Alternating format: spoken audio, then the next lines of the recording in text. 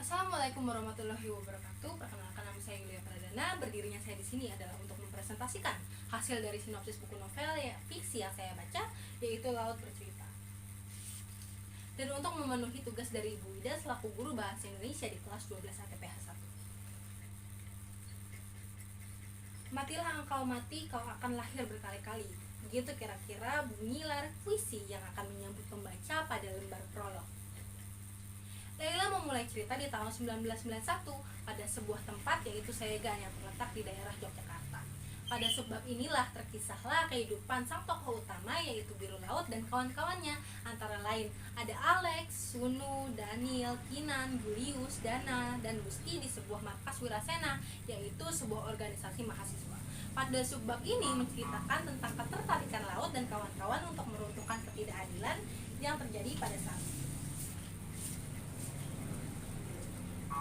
Terkadang juga diselipkan rasa kerinduan Laut terhadap adiknya yang hadir bersama aroma masakan buatan Ibu Laut, gulai tengkleng, dalam imajinasinya.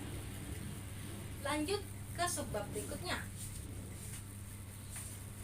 yaitu di sebuah tempat di dalam gelap atau kejadian belangguan. Demi membela petani yang lahannya akan dirampas Laut dan kawan-kawan akan memulai aksi menanam jagung sebagai bentuk protes di waktu subuh. Namun sebelum subuh tiba, para aparat tiba-tiba mengepung tempat mereka menumpang. Saat itu di rumah warga, mereka berusaha untuk melarikan diri. Namun naas, aparat menemukan mereka dan untuk pertama kalinya Laut dijebloskan ke penjara. Di dalam penjara ia dipukuli, diinjak dengan sesuatu yang bergerigi dan disetrum aparat jika mereka tidak menjawab. Lalu Laut dan kawan-kawan dibuang begitu saja di daerah Bungurasi. Seiring dengan seringnya kegiatan mereka terbongkar kepada intel hingga diikuti berkali-kali, membuat Laut dan kawan-kawannya mencurigai salah satu di antara mereka, hingga sampai terkuaklah siapa sebenarnya mata-mata tersebut.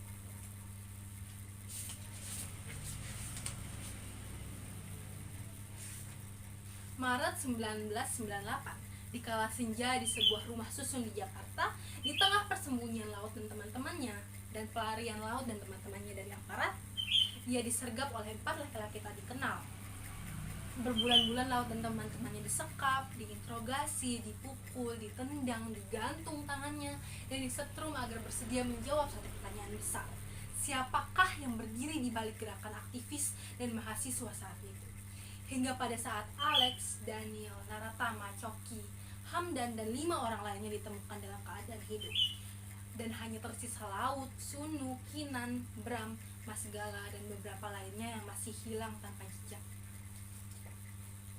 Cerita kemudian berlanjut dari sudut pandang Asmara Jati, yaitu adik Laut dan juga kekasih Alex. Pada bab ini diceritakan keluarga yang ditinggalkan sang kakak secara misterius. Kisah Asmara dan keluarganya dimulai tahun 2000-an. Bersama keluarga aktivis lainnya, Asmara bergabung dan mencoba mencari keadilan pada pemerintah saat itu yang dirasa lebih peduli dibanding sebelumnya. Unjuk rasa dilakukan setiap hari Kamis menggunakan pakaian serba hitam, dilengkapi payung berwarna hitam sambil memegang foto orang yang masih menghilang. Unjuk rasa ini tak pernah sama sekali dipenuhi suara teriakan, tak ada orang yang meloncat dan mendorong, melainkan bersuara dan bergerak dalam diam. Unjuk rasa ini dilakukan untuk mencari jawaban yang selama ini tidak terjawab. Kemana mereka? Apakah hidup atau mati? Jika mati, di mana jasad dan kuburnya? Semua pertanyaan tentang anggota keluarga mereka yang hilang dan masih menjadi misteri.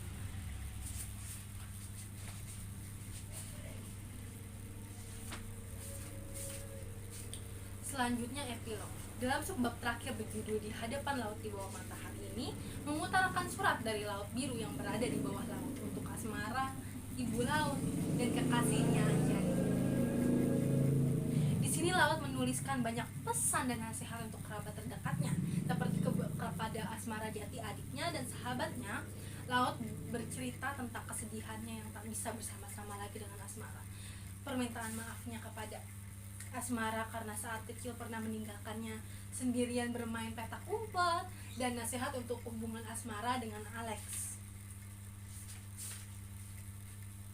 Epilog berlanjut, pesan dari Laut kepada bapak dan ibu, betapa ia merindukan gulai tengkleng buatan ibu, pesannya terhadap Bapak untuk menyumbangkan buku-bukunya ke perpustakaan sekolah yang membutuhkan, serta rindunya laut untuk makan bersama di meja rumah yang selalu ada 4 piring untuk makan bersama. Selanjutnya kepada Anjani. Pesan terberat bagi Laut untuk menyampaikannya. Laut meninggalkan pesan sedalam apa cintanya kepada Anjani, dan harapan terbesarnya bahwa suatu saat Anjani nanti menemukan laki-laki yang bisa mencintai dia dan lukisannya, mengerti pesan moral dan apapun yang ia lakukan. Bahwa Anjani boleh mencintai lelaki lain, tapi tak mengubah fakta bahwa aku sebagai laut sudah menjadi bagian dari hidupnya. Akhir cerita diakhiri dengan kalimat, kami percaya pada kedalaman dan kesunyian laut, dan kami percaya pada terangnya matahari. Kami juga percaya Mas Laut, Mas Gala, Sunu, Kinan, dan kawan-kawan yang lain yang tak pernah kembali akan lahir berkali-kali. Sekian sinopsis yang saya bacakan pada hari ini. Kurang lebihnya mohon maaf. Wassalamualaikum warahmatullahi wabarakatuh.